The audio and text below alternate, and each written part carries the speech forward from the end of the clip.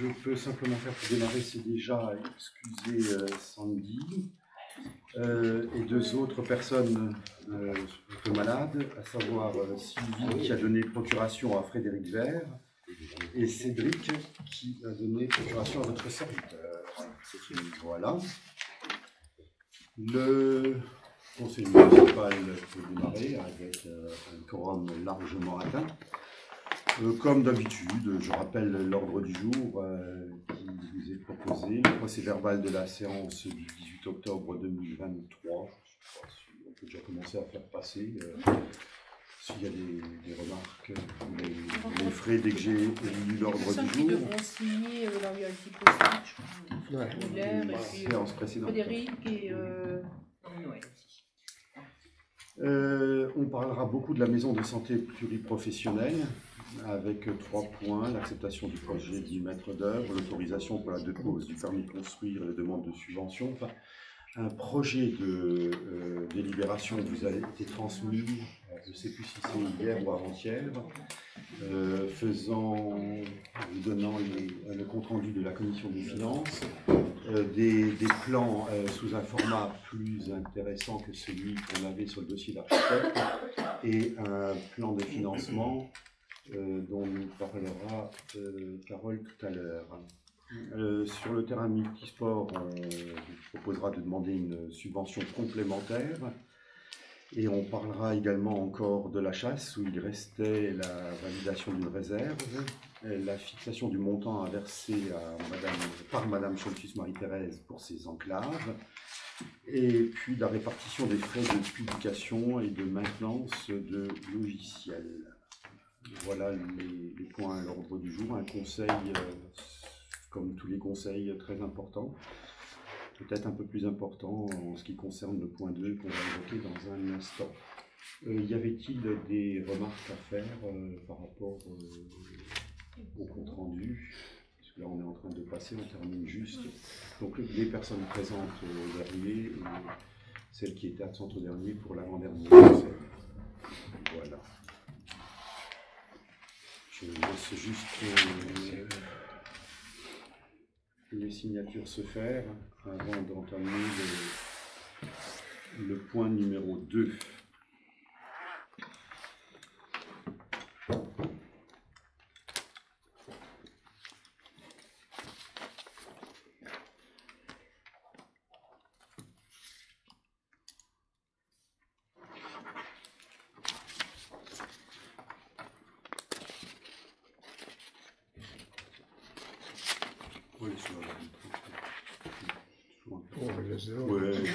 C'est peut-être aussi.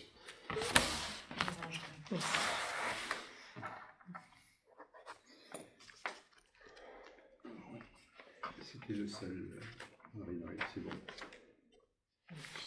Puisque le dernier, je ne suis pas là. Lucien, le dernier. Non, derrière, là. voilà.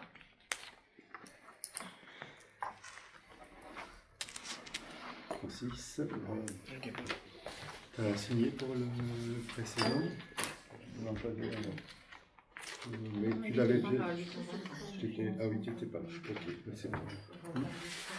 Et en ce qui me concerne.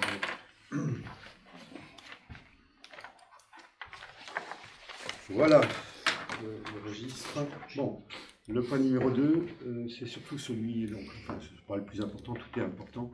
Mais c'est quand même la conclusion d'un travail qui a duré, Marie-Noël, près de 3 ans. Presque. Il me semble que les premières réunions ont eu lieu ici avec les professionnels de santé dès 2020. Et l'idée, ça a été d'avancer sur le sujet le plus rapidement possible. Mais en 3 ans, on va nous dire que ça n'a pas été très rapide. Mais en tout cas, c'est le temps qu'il nous a fallu d'abord pour valider le projet commun de Freistroff et Bouzonville par l'ARS, et ça a été fait en novembre l'année dernière, et de continuer le travail à partir de là, puisque c'est à partir du moment où le dossier a été validé que les 2 pôles ont pu être envisageables sous leur forme. C'est à partir de là qu'on a créé notre association. Et l'association, ben, on a mis en place pas mal de projets. On a travaillé aussi sur les différents projets de santé qu'on avait déjà soumis enfin, les premières lignes, disons, à l'ARS, donc on les a affinés. Et puis, on a aussi travaillé sur un projet de santé, tous ensemble, un thème, en fait, sur le mois sans tabac, donc l'arrêt du tabac, etc. Il y a des tas de choses qui ont été mises en place dans les écoles. On a demandé donc aux enfants des écoles de nous dire comment ils voyaient ça, etc. Donc il y a plein de choses qui vont être données par la suite. Il y a aussi des consultations spéciales tabac qui ont été mises en place, etc.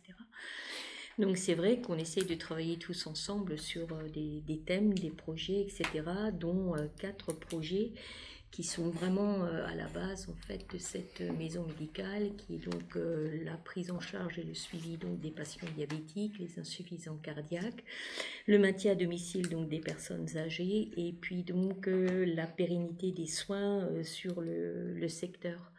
Même quand il y a des professionnels de santé qui sont absents parce que maladie, parce que congé, etc. Voilà. On essaie de veiller à ce que les personnes puissent être vues au moins dans les 24-48 premières heures, quoi. Voilà. Et donc ce travail, y compris celui c'est celui qui nous a permis d'obtenir notre accréditation, et c'est ce qui en fait, voilà, et ça a été affiné, etc. Et le mois sans tabac, c'est surtout pour prouver en fait, on arrive à travailler ensemble, quoi. Voilà. Et c'est ce qui a permis aussi la validation par l'ARS des projets ASFAM, des projets dont celui qu'on va présenter ce soir, à savoir issu d'un travail de nombreuses commissions, que ce soit pôle médical, que ce soit commission travaux qui ont permis d'élaborer un plan dont vous avez été tous destinataires et qui a été surtout bien travaillé par les professionnels de santé, puisqu'il était fondamental qu'ils y trouvent leur compte en priorité. On va dire un projet d'une nécessité quasi vitale, non seulement pour maintenir l'existant, mais surtout, et c'est notre objectif à l'avenir, pour le développer. Voilà, il y a eu des réunions, parce qu'on a eu... On a eu des premiers croquis qui nous ont été donnés. D'abord, il a fallu donc qu'on donne nos idées, la façon dont on voyait les choses, etc. Ensuite, les premiers croquis ont été donnés, ils ont été revus parce que, voilà. Après, quand une fois on voit les choses dessinées, etc., on a nos propres appréciations des surfaces, des terrains. Voilà, au départ, c'était des bulles. Les bulles, ça ne parlait pas du tout.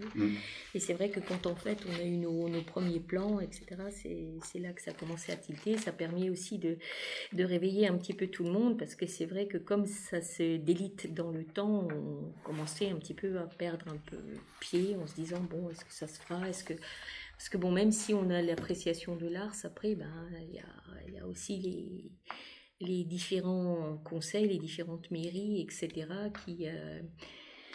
qui sont là aussi pour nous booster, nous dire, oui, on est là, on fait, etc. Voilà, parce que c'est vrai que nous, on perd du pied, je veux dire, avec le travail, avec ce qu'on encaisse un petit peu tous les jours, donc à un moment où... on y croit sans y croire, quoi. Et le fait d'avoir vu donc les premiers croquis, ça a permis de réveiller certains qui avaient pris beaucoup de distance par rapport à ce projet, notamment nos kinés. Et là, je peux dire qu'ils sont bien embarqués, quoi. Donc ça fait plaisir, quoi. Ouais. Voilà. Mais je sais que tu as eu plusieurs réunions avec eux ici dans cette salle, pas mal bossé, encore hier. Retravailler le projet et je crois même qu'une dernière réunion a eu lieu hier. Tu as pu, voilà. voir avec eux aussi, et puis valider en gros le travail qui avait été fait jusque-là. Ça, c'est important. Je sais pas, ce qui est important, c'est un projet de délibération vous a été transmis qui explique un certain nombre de choses. Carole, je ne sais pas comment tu as décidé de présenter les choses. Tu as peut-être redistribué... il faudra qu'on redistribue, donc on va vous distribuer le projet. C'est tombé cet après-midi, donc pas pu l'envoyer par mail. On est désolé, mais on surfe vraiment sur les modifications. Moi j'en ai une. Oui, des contacts ont eu lieu avec les différents organismes possibles qui seraient susceptibles de subventionner ce projet. Et les documents qui vous ont été transmis ont été quelque peu modifiés, on va dire adaptés à nos connaissances les plus récentes, pour que vous puissiez... Moi, je te laisse la parole. Par rapport à ce qui a été distribué dans la convocation et ce qu'on a vu en commission des finances tout récemment, on a réajusté, en fait, parce qu'on est un peu pris en tenaille entre l'échéance du 30 novembre, où on doit impérativement faire lancer le dossier de subvention de la DETR, c'est-à-dire de la préfecture, et les derniers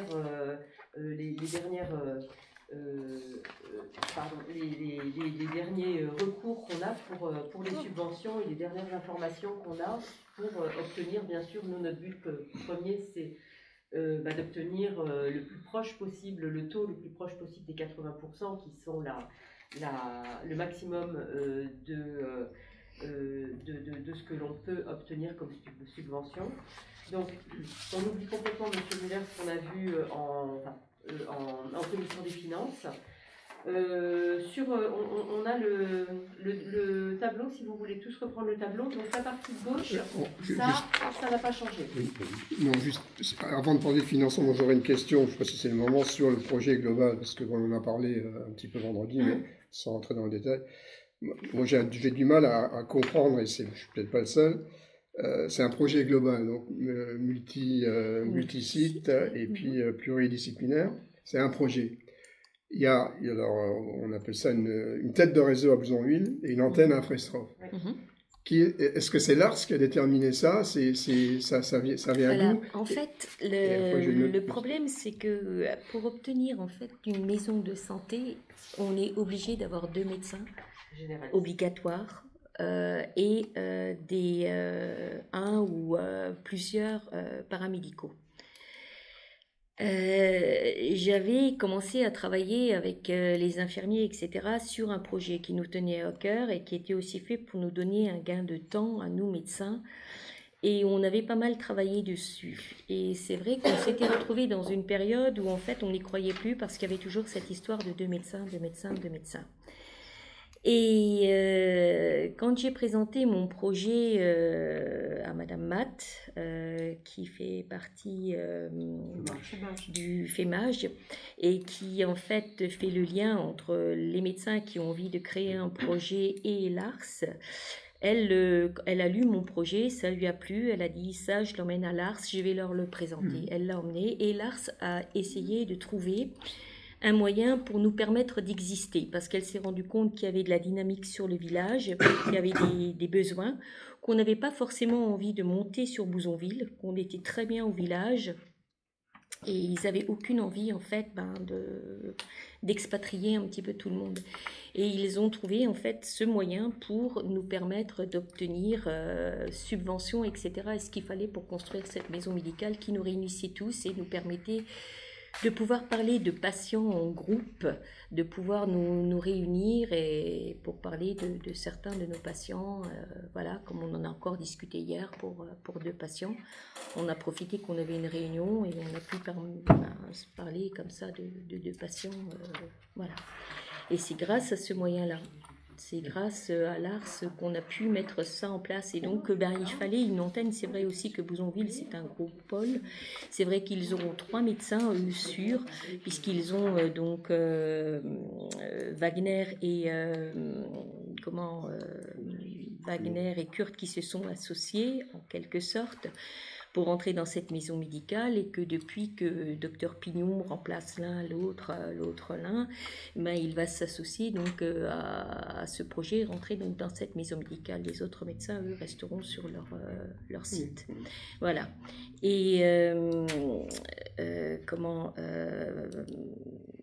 on a aussi essayé d'inclure donc Val-Weistrhoff, mais on s'est rendu compte que pour Val-Weistrhoff, c'était beaucoup plus intéressant pour eux de se mettre, de présenter eux un projet qui leur est propre, étant donné que bon, ils avaient le nombre de médecins suffisant, qu'ils avaient ce qu'il fallait en paramédicaux, etc., pour aussi promouvoir une maison médicale. Il faut savoir qu'ici, c'est un gros désert.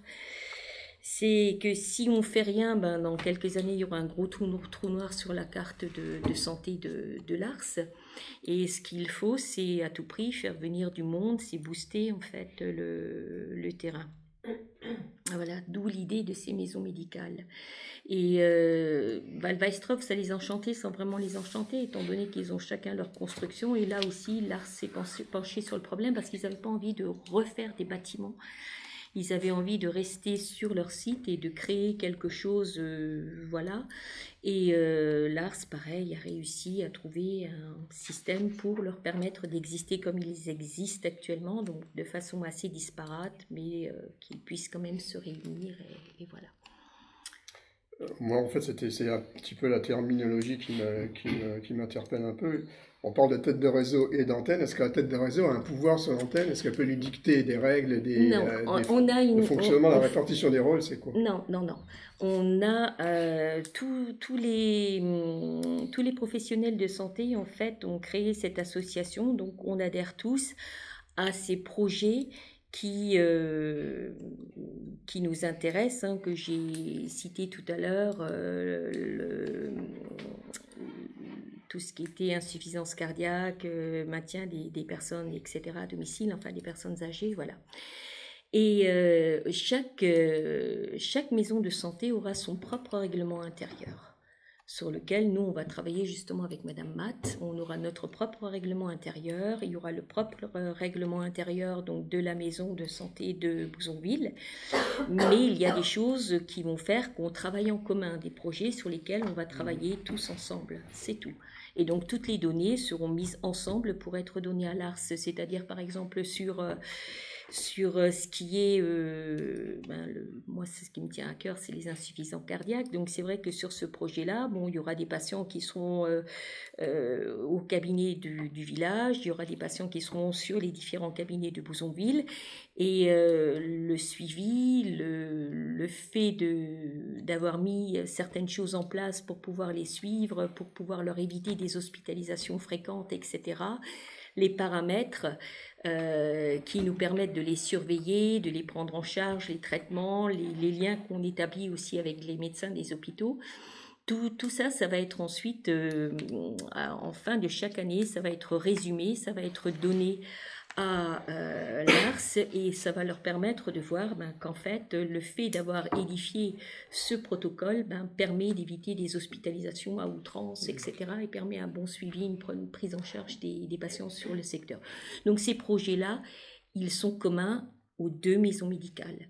Ce sont juste les projets et à peu près tous les 3-4 ans, on garde les projets qu'on a déjà en cours, sur lesquels on sera bien rodé, et on rajoute d'autres projets. Par exemple, ça va être des kinés qui vont vouloir présenter un projet de prise en charge de patients qui ont des difficultés dans certains mouvements, certaines remises en activité, et ils vont pouvoir présenter un projet dans ce sens en nous demandant à nous médecins d'y adhérer d'une façon ou d'une autre, en demandant aux infirmiers de faire telle et telle chose, etc., pour pouvoir les suivre. Et ça sera l'ensemble des soignants du territoire qui vont prendre en charge ces patients d'une certaine façon. En fait, à chaque fois, il y aura un protocole qui sera bien établi et il faudra que ce protocole, en fait, permette de faire progresser les gens et permette de leur éviter des hospitalisations à outrance ou des prises en charge pas possibles, quoi. Voilà. Et pour démarrer, ça veut dire qu'on vit notre vie de notre côté, vous avez vit sa vie de son côté, et on démarre... Je crois que dans les projets en question, ils seront chapeautés malgré tout par l'association qui a été créée et qui regroupe les professionnels de Bouzonville et de Weistrhoff. Voilà. Ce qui n'empêche pas déjà de mener ce travail en commun, mais c'est vrai, dans la nouvelle structure. On a déjà démarré, on fait déjà des choses, oui, parce qu'on est quand même obligé de montrer qu'on est capable de travailler ensemble et on est capable de suivre le protocole qu'on a établi. Donc c'est vrai que pour le suivi de certains patients, on a déjà commencé à travailler suivant le protocole que l'on a établi tous ensemble. J'ai bien entendu que depuis le départ, il y avait vraiment deux volets. Il y avait un volet médical et un volet structure. Le volet médical n'a rien à voir avec le volet structure. Voilà. Le volet structure, voilà, c'est immobilière. une façon de permettre aux professionnels de santé de se regrouper, de pouvoir travailler ensemble, de pouvoir discuter ensemble sur certaines choses. Parce qu'il n'y a rien de pire que de se retrouver dans un endroit tout seul et d'être obligé de se dépatouiller tout seul, quoi. Voilà. Alors que le fait d'être en groupe, ben, ça dynamise tout le groupe, quoi.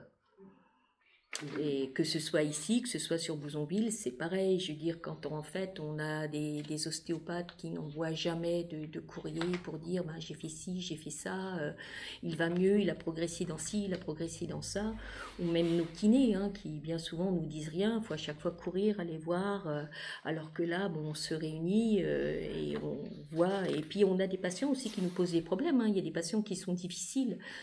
Nous, on a des patients, moi j'ai un patient diabétique qui nous a posé énormément de problèmes avec les infirmières parce qu'en fait, il avait sa façon à lui de se soigner, ce que faisaient les infirmiers, c'était pas ça, même l'hôpital, ce que faisait l'hôpital, c'était pas ça, lui il savait, personne ne savait à part lui.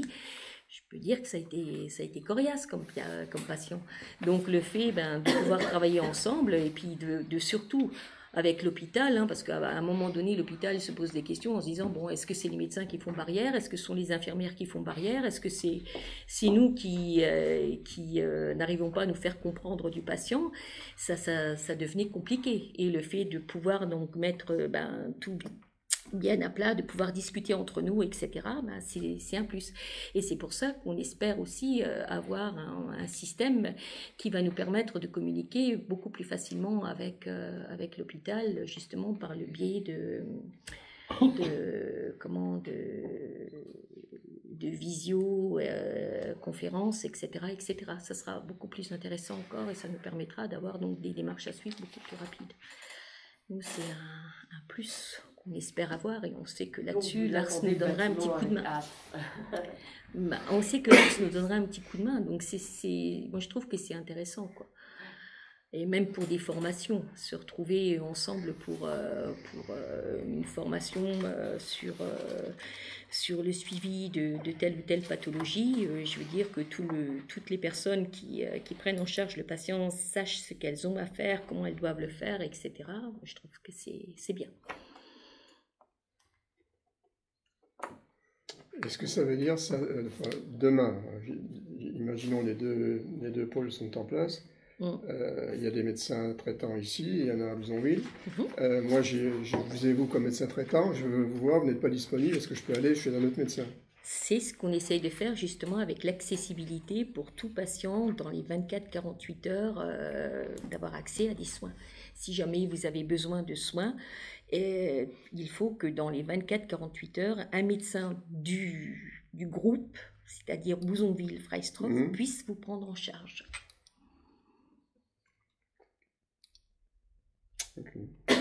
Même, bien souvent, on est aussi sollicité, et c'est notamment au moment où il y a des fêtes par des personnes qui sont vraiment d'ailleurs. On a des personnes de Creux, parce que à Creux, les cabinets sont déjà fermés, etc.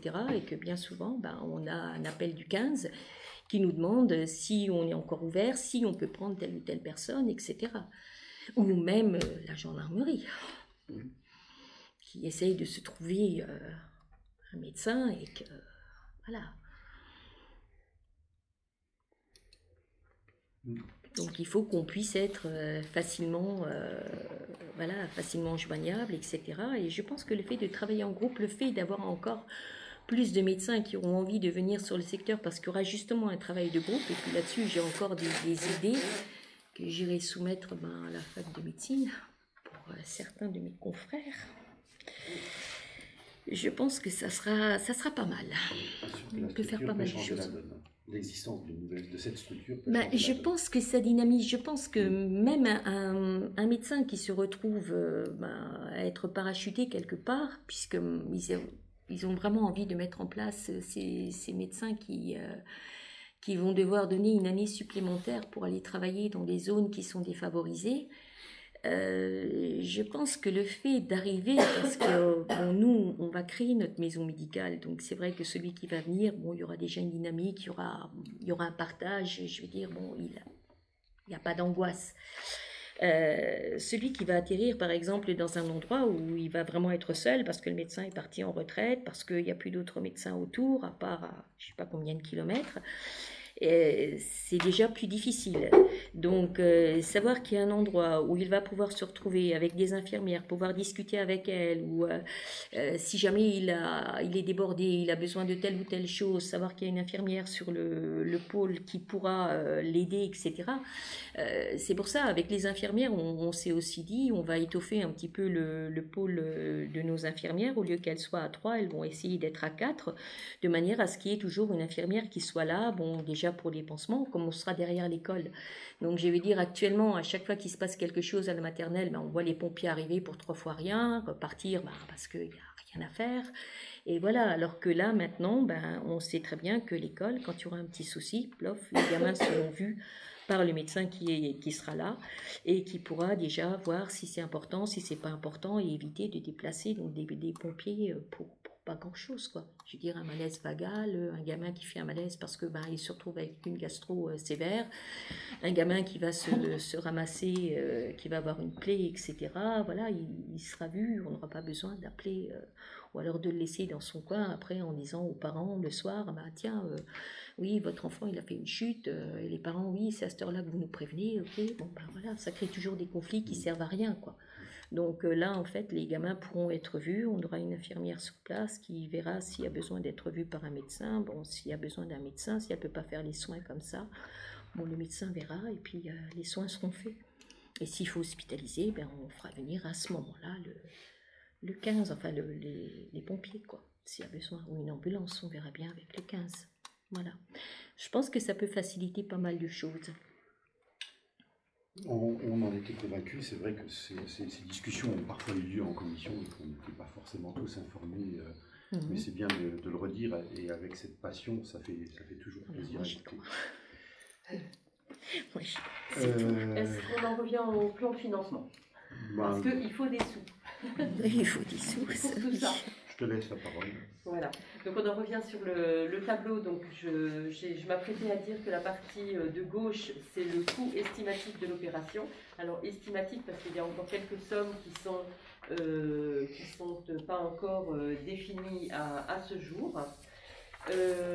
Donc la première partie, c'est les honoraires d'architecte, donc avec Espace Architecture, donc le cabinet d'architectes avec lequel on travaille, et on pourra les remercier également pour la grande réactivité qu'ils ont eue, parce qu'on a dû avancer, on a su il y a un mois de ça, que les demandes de subventions pour la DETR, c'est-à-dire l'État, doit être déposée de matière dématérialisée au 30 novembre, alors que normalement c'était plutôt vers la mi-janvier. Donc ils ont été très très réactifs en nous préparant un projet définitif bien en deçà de la date qu'on leur avait demandé au cahier des charges. Donc Espace Architecture, on arrive à un montant, on va parler toujours hors taxe, 192 445,90. Les architectes, c'est toujours à peu près dans les 12% du projet. Les différentes études complémentaires et les frais annexes, bon, il est à savoir qu'on doit faire différents contrôles sur le bâtiment, avant, pendant, après, des contrôles de sécurité également. Donc on a choisi le Bureau Veritas, qui était le mieux disant sur toutes les contrôles qu'on va devoir effectuer. Il nous reste, alors là où c'est marqué à déterminer, c'est le sondage de sol qu'on va devoir faire un peu plus tard, et également la dommage ouvrage qui est encore à déterminer et à choisir, donc l'intervenant qui nous couvrira le dommage ouvrage. On a ressorti de ça l'achat du terrain, parce qu'en aucune manière l'achat de terrain est subventionnable, donc pour le coup ce sera sur nos fonds propres. Et les travaux de bâtiment, donc en entreprise selon appel d'offres, donc les travaux de bâtiment essentiellement, sans compter les extérieurs, on est à 1 562 069 €. Et donc le coût total prévisionnel des travaux se monte à 1 774 263,40 €. Voilà. Ça, c'est la partie de coûts estimatifs qui pourront un petit peu évoluer donc, en rajoutant dommage ouvrage et en ayant la bonne facture du sondage de sol. Donc là, sur la partie de droite, eh bien, on va trouver l'équilibre en totalité sur le coût prévisionnel. Et à savoir donc qu'on a 4 demandes de subventions. On a choisi de demander à 4 intervenants des subventions pour payer les 80% du taux de subvention que l'on peut récupérer. Donc, l'urgence pour nous, c'est de valider la DETR, donc qui est validée par la préfecture. Alors, on a réduit un petit peu cette demande de DETR par rapport à la commission des finances. On avait vu, on était monté à 25% de demande, mais selon nos derniers contacts, les conversations qu'on a eues avec les personnes qui sont à même de décider ça, nous ont dit que de toute façon, il fallait vraiment qu'on reste dans les 20% parce que ça ne se faisait jamais qu'on obtienne plus de 20% pour la DETR. Donc ça ne sert à rien de grossir un chiffre si on ne peut pas obtenir plus de 20%. Donc sur la DETR, on sollicite 360 000 €, qui correspond à approximativement 20%. On demandera au conseil départemental également, au département, par le biais de l'opération Ambition Moselle. Alors, à savoir qu'en général, il se fixe le même taux que l'État, donc que la DETR. Donc, on sollicite également le même montant de 360 000 qui correspond à 20%. On fait la demande aussi auprès du conseil régional. Là, les 275 000 €, c'est une somme fixe, c'est une enveloppe. C'est 225 000, plus comme on est un territoire hautement défavorisé, il nous accorde 50 000 € de plus. Donc ça fait 275 000. Là, c'est une enveloppe, un montant fixe. Et la différence, donc, pour atteindre les 80%, ce qu'on a retiré un peu au DETR, on a remplacé par une subvention un peu plus importante pour le fonds européen, le FEDER Santé. Alors, ces derniers temps, on se posait un petit peu la question quand on a fait la commission des finances. On ne savait pas, il n'y avait pas de jurisprudence, il n'y avait pas encore de cas d'autres maisons de santé comme ça qui ont été aidées par le fonds européen. Donc on était un petit peu frileux sur notre demande auprès du fonds européen, mais les dernières discussions qu'on a eues encore, mais vraiment ce matin et même ce midi, nous font dire que l'on coche vraiment toutes les cases pour être aidé du fonds européen. Donc là, du coup, on a vraiment, on s'est senti plus à l'aise de leur demander la somme restante, c'est-à-dire 424 410,72, soit près de 24% au fonds européen pour ces demandes-là. Donc on arrive bien à un taux global de subvention des 80%, le maximum que l'on puisse demander, à savoir qu'on a toujours 20% qui sont sur la subvention de la commune. Donc une commune, quand elle demande un projet, quand elle fait un projet, il faut qu'elle ait les fonds pour 20%. Ça peut être du fonds propre ou ça peut être bien sûr de l'emprunt. Donc sur notre cas, nos fonds propres, on les a laissés à 0. Et l'emprunt, pour les 20%, ça correspond de faire un emprunt de 354 852,68. Voilà. Alors, à savoir que ce taux d'emprunt, il faudra que les loyers perçus permettent de couvrir les annuités d'emprunt. Ça va être le calcul, en fait, par rapport à l'emprunt. Il faut qu'on soit, on ne soit pas perdant dans l'affaire. Voilà. Et donc, pareil, donc les ressources prévisionnelles hors taxes se montent à 1 774 263,40, donc qui est l'équilibre avec le coût prévisionnel des travaux. Voilà. Donc on vous a fait passer, je ne sais pas si vous avez eu le temps de jeter un coup d'œil sur le projet de délibération. On l'avait sorti en l'état. Cette délibération va nous permettre de acter et de valider la suite des événements et de notifier les demandes de subvention. Donc là, je vais vous demander... Des questions? Oui, oui, juste une question. Donc là, c'est l'hypothèse la plus favorable, 80% de subvention. Oui. Si on ne les obtient pas, ce qui n'est pas impossible, dans tous les cas, le projet continuera et on augmente l'emprunt, c'est ça? Alors, sur l'emprunt, il est possible aussi de jouer sur la durée de l'emprunt également. Oui, enfin, on augmente la somme empruntée. Quoi, oui. Ce qu'il y a, on va, cette fois-ci, rien ne nous empêche de faire une délibération sur un autre, de bouger un petit peu les lignes encore. Cette fois-ci, on va faire la demande pour la DETR. Et le département. Et le département dans la foulée. Mais le département, on n'est pas tenu par la date du 30 novembre, mais ça va découler, l'un va découler de l'autre, puisqu'on a les mêmes documents à leur transmettre. Donc autant qu'on le fasse ensemble. Mais après, rien ne nous empêche de réactualiser un petit peu les autres demandes, et pourquoi pas les rehausser. Ouais, étant entendu que la DETR, on sait qu'elle plafonnera à 20%, puisque le projet dépasse 1 million d'euros. Donc il ne faut surtout pas demander plus. Ce serait s'amputer d'une possibilité au niveau du FEDER Santé. Bon, je regardais là, j'ai un mail qui m'est parvenu cet après-midi où, effectivement, comme tu viens de le dire, on dit qu'on coche toutes les cases. Ouais. Mais ils nous proposent de revenir vers eux dès que le plan prévisionnel de financement est stabilisé afin de pouvoir mieux appréhender le projet. Enfin, disons, on a des interlocuteurs, ils disent à un endroit qui peuvent subventionner jusqu'à 60% ce type des projets. C'est le taux moyen d'intervention du FEDER. Nous, on sollicite que 23,92-24%. Oui, je suis un peu plus confiant que je ne l'étais lors de la commission des finances. C'est vrai que quand on ne connaît pas, on demande à voir.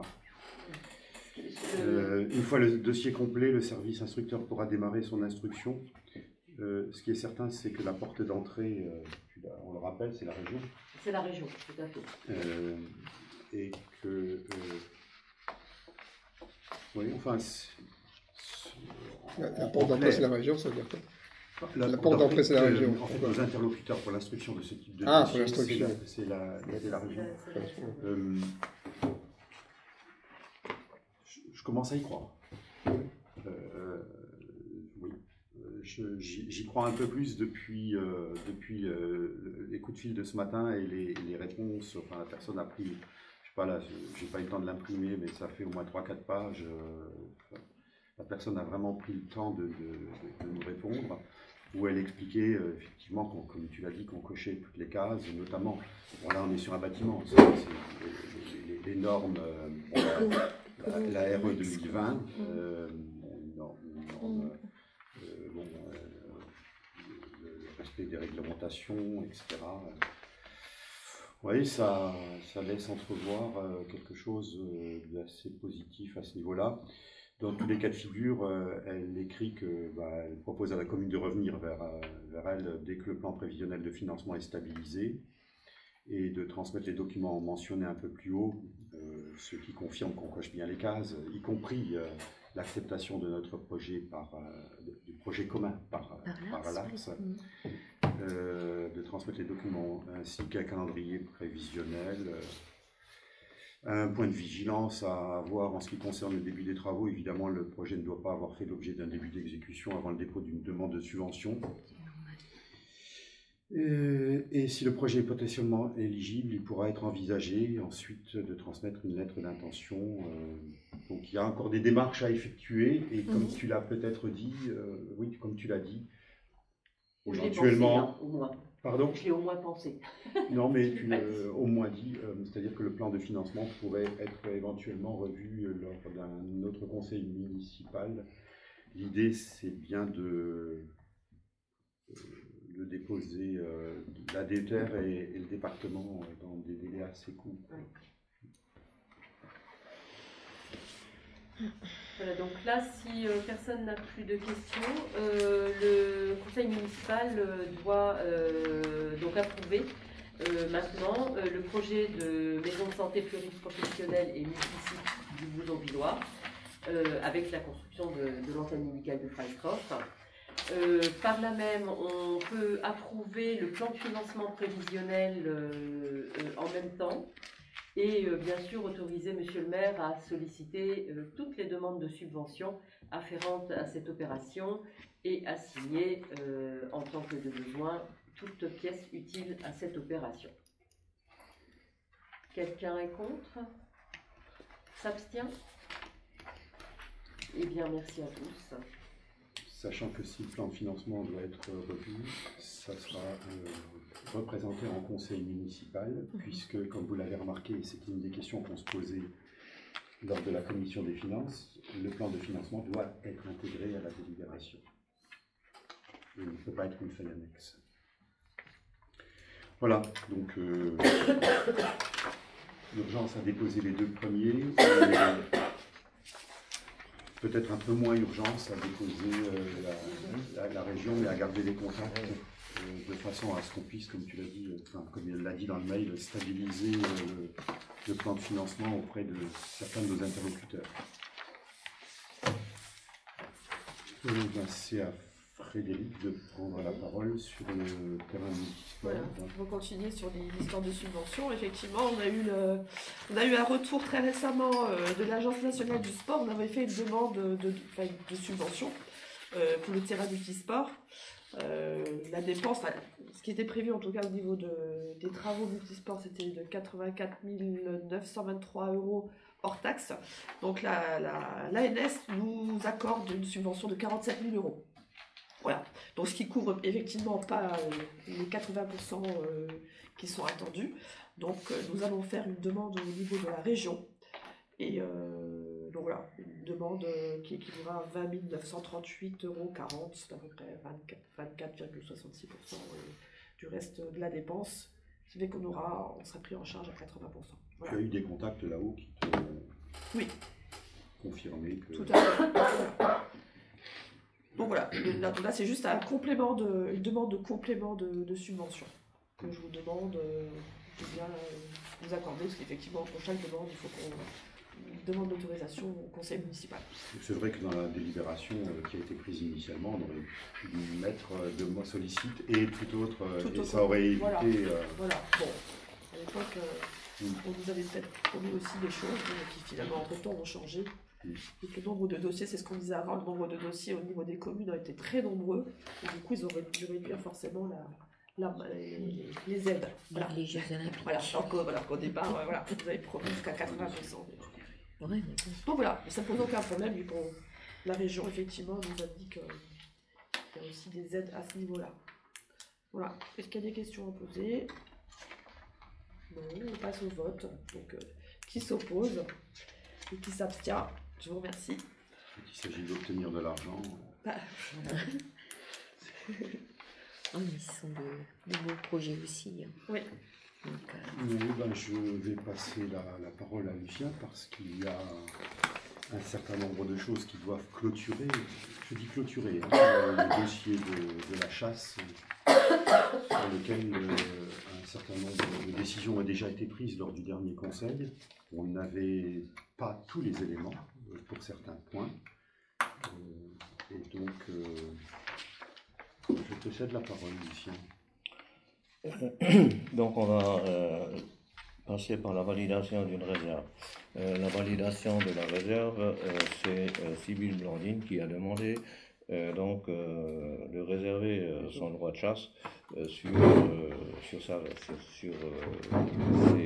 ses terres. André nous quitte le moment où on parle de son épouse. J'aurais pu quitter c'est au moment du vote. Oui. Voilà. Alors, donc, Blandine est usufruitière des parcelles demandées, à savoir que c'est une réserve que Sybille André avait déjà depuis 2015. Il y a 45 hectares, 24 arts et 38 centiares. La commission consultative du 8 septembre a donné un avis favorable, il y a un avis favorable après étude de ce dossier. Tout était conforme et donc a donné son avis favorable. S'il y a des questions à poser, on a le dossier qui est là. Donc c'était un dossier qu'on avait vu le 8 septembre déjà à la commission consultative. Donc le dossier était correct, il n'y avait rien à dire. Et en plus, c'était, je vous l'ai rappelé, une réserve qui était déjà acquise en 2015. Il n'y a rien qui a changé, les surfaces sont les mêmes. Donc, voilà. Les questions? On va passer au vote. Qui est contre? Qui s'abstient? Donc, à l'unanimité. Ensuite, on va passer sur la fixation du montant à verser à Madame Scholtus. Donc, André peut rentrer. Donc, André, ça a été accepté sans souci, à l'unanimité. Merci. Alors, à savoir que Madame Scholtus a récupéré 100 hectares, 25 arts, 90 centiares de réserve. Donc, il va falloir qu'elle, effectivement, participe à la rémunération de ces enclaves. Donc, le lot 1, le lot 2 et le lot 3, il y a en total 1005 hectares. Ce qui fait que la totalité s'élève à 11 951 € de recettes. On va calculer le prix de l'hectare, qui, lui, est de 11,89 €. Madame Scholtus a effectivement 100 hectares, 25 et 90 centiares, multiplié par 11,89 €, c'est-à-dire qu'elle nous doit 1192,08 € par an à verser à la commune. Le total de l'argent de la chasse est de 13 143,08 € au total. Et bien sûr, les 1192,08 € qu'elle va verser à la commune, ceci est retransmis aux propriétaires fonciers. Voilà. Donc ça, c'est pour la fixation du montant à verser à Mme Scholtus, donc 1192,08 €. Qui c'est qui est contre? Qui s'abstient? À l'unanimité. Donc maintenant, on va passer aux frais de publication. Les frais de publication des résultats d'attribution des lots. Donc sur les 3 lots communaux, la commune, donc on a eu pour 105,85 €. C'est à 50% la charge de la commune. Donc, ce qui fait 52,93 € aux frais de la commune, à la charge des 3 locataires, à savoir, donc divisé par 3, 52,93 € à diviser par 3, ce qui nous fait pour chacun 17,64 €.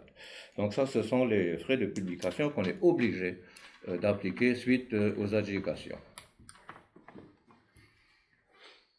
On passe au vote. Y a-t-il des questions? De toute façon, ça, c'est une obligation, c'est dans le cahier des charges, donc on est obligé de passer par là. Les barèmes sont tels que 50% et 50%. Qui c'est qui est contre? Qui s'abstient?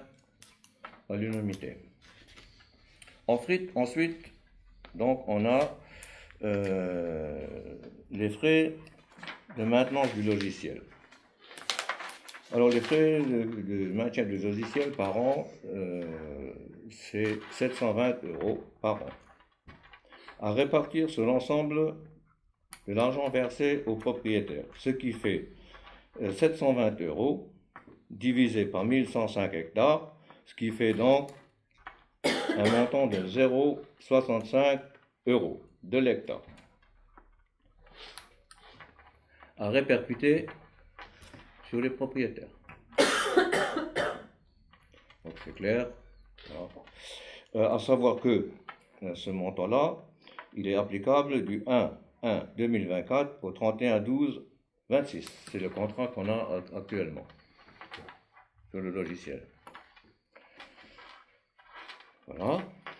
Y a-t-il des questions? Donc ça, c'est de l'argent qui est retenu sur la partie reversée Exactement. au propriétaire. Au propriétaire. Voilà. Et les réserves, on leur demande rien. On leur demande pas de participer à ça. Qui ça? Les réserves. Non. C'est comme ça. Non, C'est dans le cahier des charges, André. Hein. Oui, non, mais du coup, je paye rien. Non. C'était juste une question pour savoir. Oui, voilà. C'est tout à fait ça. Oh, ça m'aurait Toi, pas tu aurais dérangé payé, non plus. c'est madame. Oui, de toute façon, c'était pas toi qui payais, c'était madame. Oui. C'est elle la réservatrice. Oui. Voilà. Bon, y a-t-il des questions? Pas de questions? Si, pourquoi les Qui- réserves ne payent pas? Hein? Pourquoi les réserves ne payent pas? Bah, c'est dans le cahier des charges. C'est comme ça, hein. Ce que je te dis, pourquoi qu'ils ne payent pas? Je dirais c'est le Voilà. En fait, la rectification, elle peut être par le fait qu'il n'engendre ni dépenses ni recettes. Voilà. Oui, je pense. Oui, c'est ça. Enfin, voilà, il n'y a aucun travail. Non. Oui, il n'y a aucun travail dessus. Enfin, je veux Tout à fait, je oui. vais donner la réponse à... Oui. Oui, il n'y a aucun travail dessus. Parce que là, il y a quand même du boulot hein, pour... Une fois que les lots sont faits, ils sont faits, il faut les 9 ans. Oui, ils peuvent changer de propriétaire entre-temps. Entre-temps, tout à fait. Ceux qui demandent des mises à jour. Ça peut- et ça c'est peut la raison changer. pour laquelle il y a l'obligation de prendre ce logiciel de maintenance qui est mis à jour automatiquement par le prestataire en question. Et c'est relié au cadastre Mm. en fait. Hein. Tous les changements qu'on voit, hein, tous les ans, c'est mis à jour. Donc ça engendre peut-être Bon, il y a des questions? moins Non plus? de versements l'un ou l'autre. Bon, alors on va passer au vote. Qui est contre? Qui s'abstient? À l'unanimité. Alors moi j'en ai fini pour ce soir. Par contre, j'ai deux informations. Alors ce matin en mairie, on a eu un cabinet d'avocats qui nous a envoyé donc, un courrier que M. Kuhn, c'est le réservataire de Chemry, dont on a refusé, la commission a donné son avis, et le conseil municipal, à la dernière réunion, a effectivement refusé la demande d'enclave. Donc il a saisi un cabinet d'avocats pour défendre ses intérêts. Voilà, ça c'est la première chose. La deuxième chose, C'est vrai que quand une affaire comme ça commence, on ne va pas plus loin devant la caméra, mais je tiens juste à préciser que quiconque veut ce courrier d'avocat, j'ai un exemplaire ici, je le donne à celui qui le veut, et si certains le veulent, on le transmet sans aucun problème. Hein? C'est important. Voilà. alors la Et pour continuer sur, je m'excuse encore Lucien, 30 secondes. Si d'aventure la procédure devait continuer, je vous en informerai lors du prochain conseil municipal, au motif que je serai peut-être dans l'obligation d'utiliser l'article L 2122-22 du Code général des collectivités territoriales qui stipule dans son point numéro 16 qu'il est possible pour le maire d'intenter au nom de la commune des actions en justice ou de défendre la commune dans les actions intentées contre elle. Cette délégation est consentie tant en demande qu'en défense et devant toutes les juridictions. Si jamais il faut défendre la commune, et oui, je vous informerai. Et si besoin était, pour parler ensemble de ce sujet à un moment donné, lors de l'étude de ce point, on pourrait être à demander un huis clos dans la mesure où il y a une affaire en procédure en cours. Mais c'est sous toute réserve. Je pense que là, Lucien, il s'agit juste d'informer le conseil. Juste d'informer. Et moi, je maintiens ce courrier-là, il est à disposition de tout le monde. Voilà. La deuxième information, c'est suite à la dernière réunion du conseil municipal où on a débattu de réserve et M. Kuhn était présent et il n'a pas eu gain de cause, comme je vous l'ai dit, pour diverses raisons. Mais le dossier est là aussi on peut le voir. Et à la fin de la réunion, je suis rentré chez moi, à Guichin, et bien entendu, j'ai eu un SMS téléphonique avec des menaces. Je les ai montrés à Christian. C'est inadmissible que je puisse être menacé de cette sorte. Tu ne les as pas montrés tout de suite, tu les as envoyés. Oui, envoyés. Et je me suis dit, qu'est-ce que tu as contre moi? Voilà, tout à fait. Et c'est vrai que je ne lui ai pas donné d'explication, mais je lui ai envoyé par SMS tout de suite. Et c'est vrai que cette réflexion-là, il me l'a faite dans la foulée.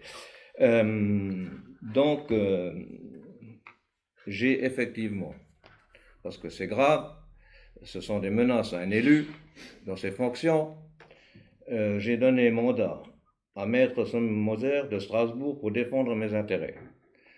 Donc j'ai effectivement porté plainte contre cette personne-là. Voilà. Le courrier il est là, si vous voulez le voir, il n'y a aucun problème.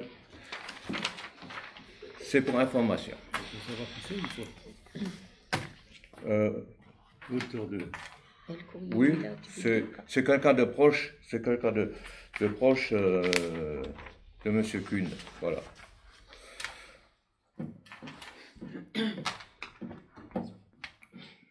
Ça pour information. Voilà. Donc la procédure est lancée et les résultats on les aura. On a fait une procédure rapide.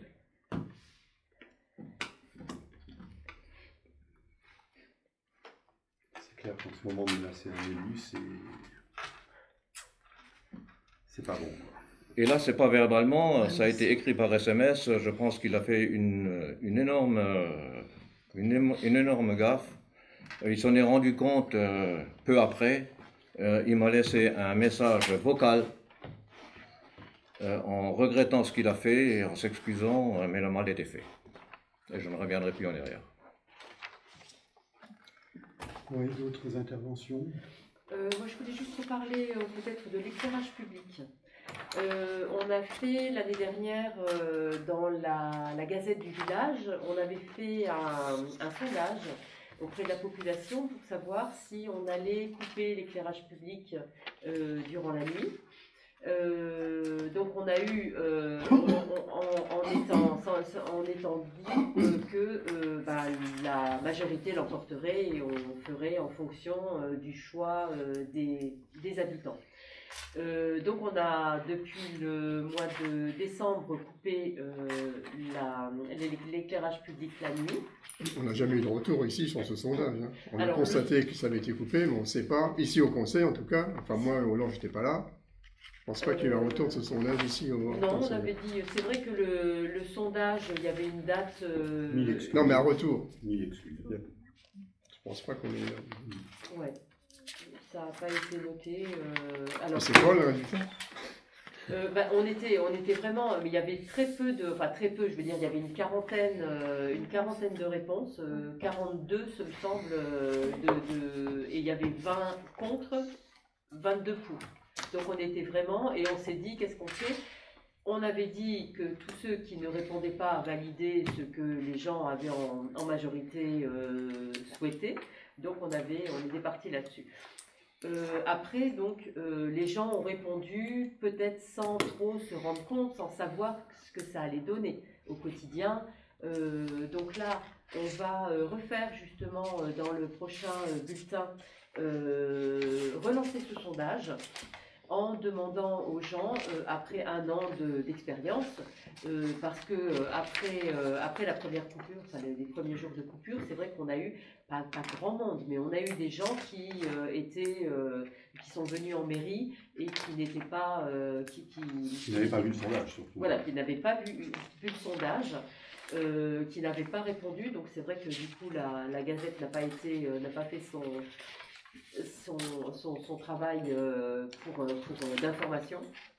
Donc du coup cette année on va vraiment le faire de manière plus visuelle et de voir si les gens sont d'accord pour qu'on reprenne l'éclairage la nuit ou si on reste sur une coupure. Voilà. Et on va de nouveau refaire ce sondage. Un sondage non influence. Ce ne sera pas nominatif. Hein, non, mais ce que je veux dire, c'est que oui, ce sera fait d'une façon, voilà, oui. Est-ce que vous souhaitez ou pas, enfin, je veux dire sans argumentaire dans un sens ou dans l'autre. Voilà. Que les gens puissent donner leur avis, oui, sans être influencés dans un sens ou dans l'autre. Pourtant, c'est à eux de se positionner. Alors, on n'en mettra pas d'en parler. Moi, ma question, c'est est-ce qu'on s'est renseigné pour savoir si, en nocturne, comme ça, par exemple, à 2-3 heures du matin, où il n'y a plus de lumière nulle part, est-ce qu'on a des organismes qui ont des difficultés à trouver, par exemple, telle ou telle maison pour intervenir, si jamais il y a besoin? C'est ça que j'aurais voulu savoir, parce que... Est-ce que ça freine? Est-ce que ça embête? Est-ce qu'il faut tournicoter pour trouver auprès des pompiers, des gendarmes pour savoir si les pompiers, les gendarmes, est-ce que ça les gêne dans leur travail, même les ambulanciers, puisqu'on a pas mal d'ambulances en fait qui sont de garde avec le 15, qui connaissent pas du tout notre secteur, qui viennent de Pétaouchnok, qui débarquent chez nous, qui ont leur GPS et puis qui essayent de trouver la maison. Et je me dis, même à la lumière des phares, des fois on a du mal. Donc à moins de dire à la personne, éclairez, ouvrez grand la porte, éclairez bien. On est embêté, quoi. Donc moi je sais pas, à voir. Donc il faudrait essayer d'avoir un retour de leur part, voir ce que eux en pensent, parce que là aussi ça peut freiner quelquefois quand il y a un besoin urgent. Donc à voir. Je sais pas, que ce soit pour les uns, pour les autres, ou même des gens qui d'eau ou n'importe quoi. Matin, ça va les gêner. Des jeunes qui ne sont pas rentrés à 23h30. Moi, je peux dire que des fois, quand je termine très tard et que j'arrive, bon, je parle pas d'ici, parce que ici, ça va quand je quitte, etc.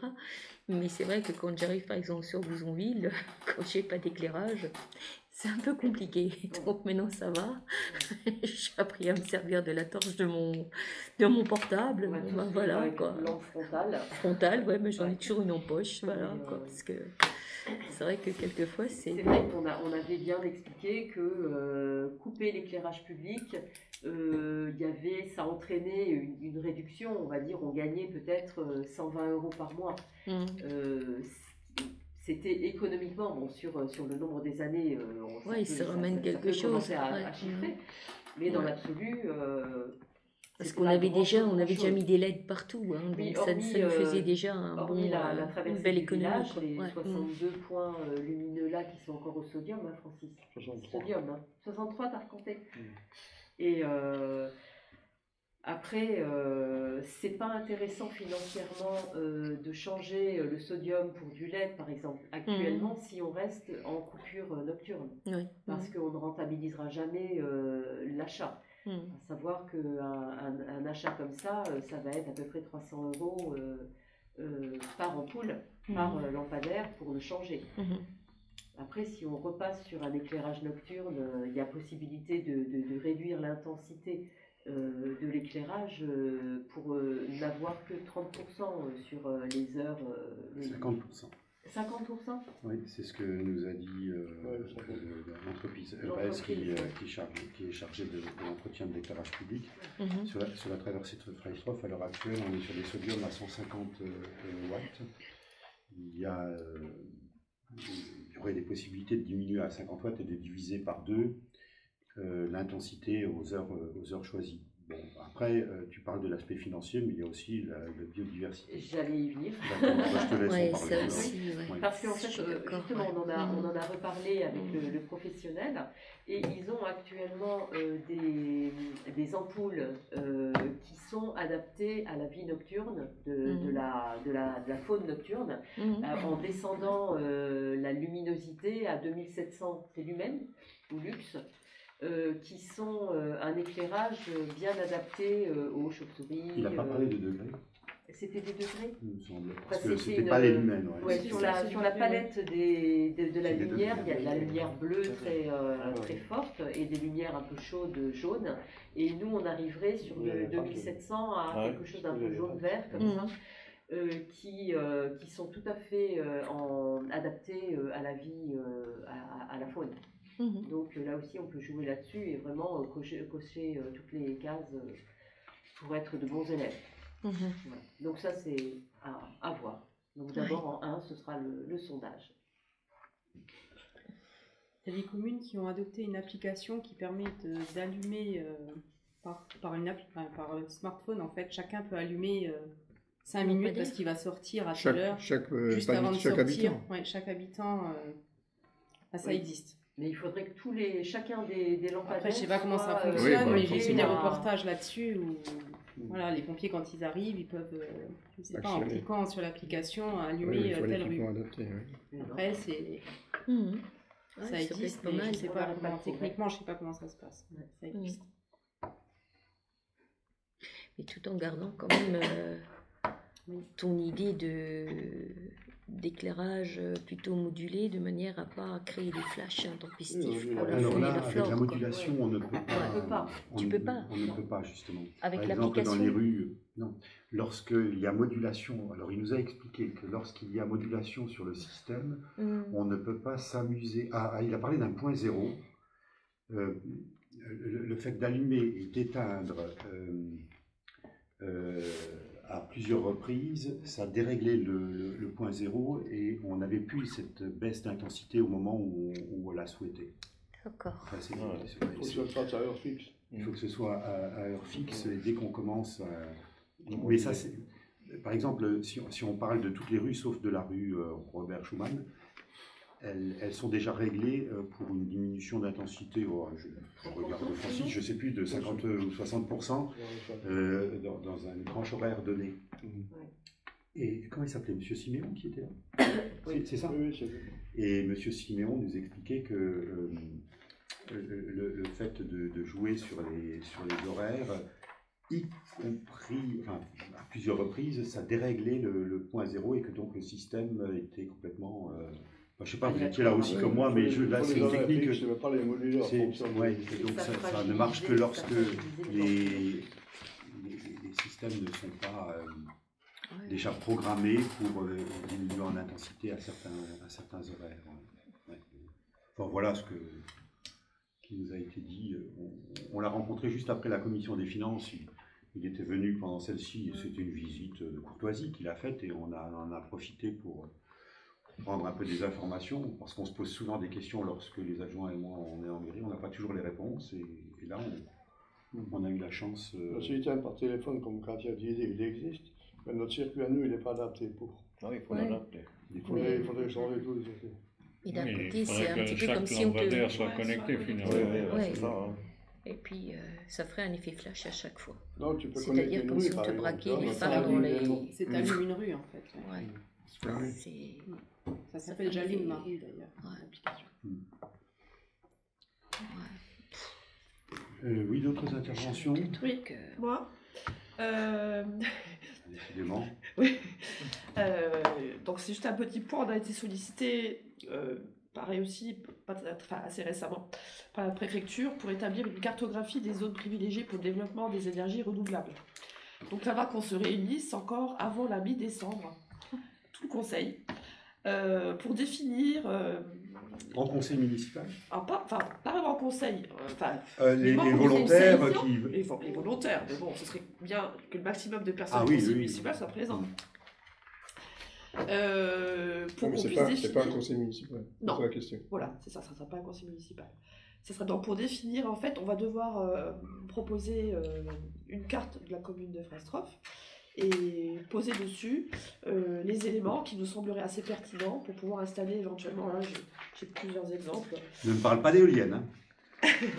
Alors, ça fait partie des propositions, mais voilà, donc il faudra qu'on définisse sur une carte, qu'on définisse les endroits sur lesquels on pourrait potentiellement installer, par exemple, du solaire photovoltaïque au sol sur toiture, du solaire thermique sur toiture, la méthanisation, de l'éolien, de l'hydroélectricité, de la géothermie de surface, de la géothermie profonde, du réseau de chaleur, de l'hydrogène, sous canalisation GR des gaz, et du bois énergie. Alors bien sûr, il n'y a aucune obligation. Si maintenant on décide en groupe de ne mettre, de n'autoriser ça sur aucune partie du territoire, enfin de la commune, il n'y a aucune obligation. Il faudrait le phaser et commencer par les bâtiments publics. C'est ça. Ça, on peut le définir. Mais ce sera l'objet de la réunion, je suppose. C'est ça. Que tu veux donc on prendra organiser. les cartes, et donc sur chaque carte, on mettra par exemple, si on autorise du panneau photovoltaïque sur les bâtiments publics, il faudra qu'on annote effectivement tel endroit on autorise, tel endroit on autorise, etc. Est-ce qu'on autorise le château à en mettre C'est Alors, une boutade. par contre, Parce que le périmètre du château, c'est aussi un souci. Oui, c'est vrai aussi. Mais par contre, ce qui ne veut pas dire qu'il y a automatiquement... bon, on va proposer ces choses-là. Alors ça aussi, il y a un calendrier qui sera établi. Alors, parce que ça, c'est pas uniquement nous qui décidons. Donc d'abord, on fera donc ce travail-là, nous, en amont. On enverra ça ensuite à la communauté de communes. Eux feront ensuite une enquête publique. Donc là, n'importe qui, n'importe quel habitant. Est-ce qu'il y aurait une délibération de conseil municipal? Alors attends, j'y viens. Donc, d'abord une délibération publique, enfin une étude publique. Ensuite, il y aura un retour, effectivement. Donc, ils vont faire un petit peu un bilan de tout ça. On aura un retour au niveau des communes. Là, on va devoir voter, effectivement, délibérer. D'accord? Ça repartira ensuite en communauté de communes. Et là, ça sera encore une fois redélibéré. Et là, ça partira au niveau des communes. C'est la communauté de communes qui porte le projet. Voilà. Mais bon, c'est sous l'impulsion du préfet. Et encore, je dis au niveau du calendrier, ça aurait dû être fait normalement pour le mois de décembre, la finalité. Donc c'est quasiment tout faire pour avant-hier. Donc là, c'est un petit peu changé. Donc la discussion sur les zonages se feront donc fin novembre, début décembre. On voit ça assez rapidement. La concertation du public se fera entre décembre 2023 et janvier 2024. Les délibérations donc au conseil municipal, le retour devra se faire entre janvier et février 2024. Et la délibération du conseil communautaire entre février et mars 2024. Et ensuite, la cartographie sera définitivement envoyée au préfet en mars 2024. Donc c'est un projet piloté par le préfet? On a changé de préfet? Non. Alors après, comme je dis, mais bon. Même si maintenant on donne les grandes lignes, qu'on choisit des zonages bien particuliers, ça ne veut pas dire que pour autant, il y aura automatiquement quelque chose dessus. Ouais. Ça ne veut pas dire que pour autant, on ne pourra pas mettre les choses ailleurs. Mais là, par contre, ça sera forcément, il y a forcément une décision à prendre. Ce ne sera pas nous qui la prendrons. On ne va pas décider comme ça on va installer.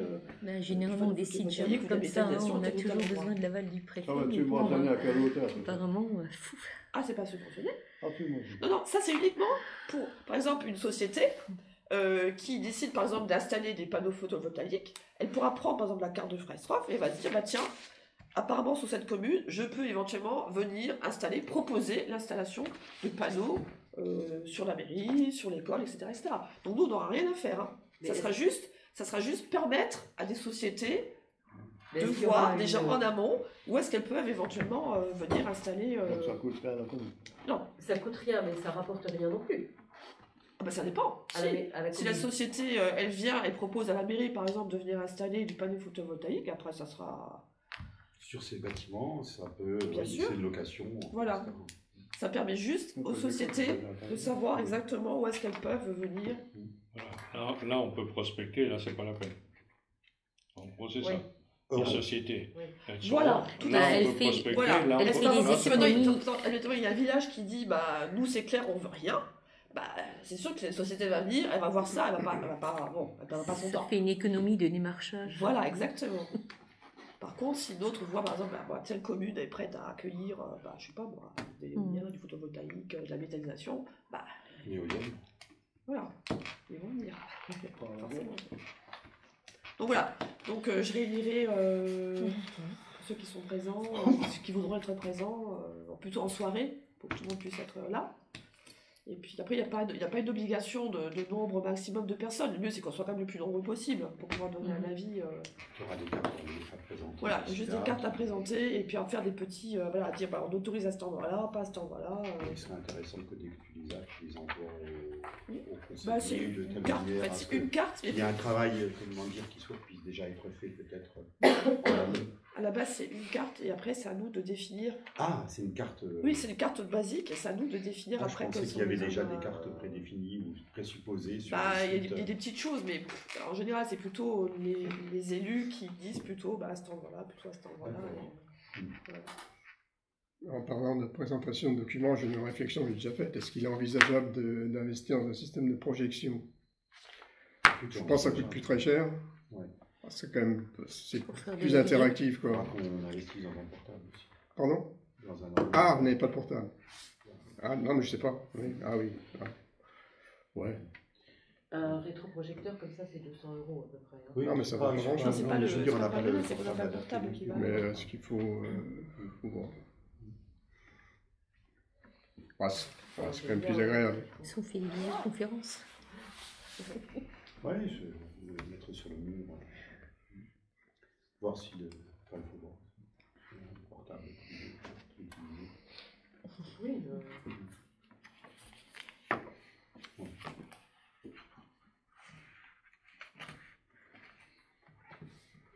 Voilà. Écoutez, une bonne réunion de travail qui s'achève à 18h20.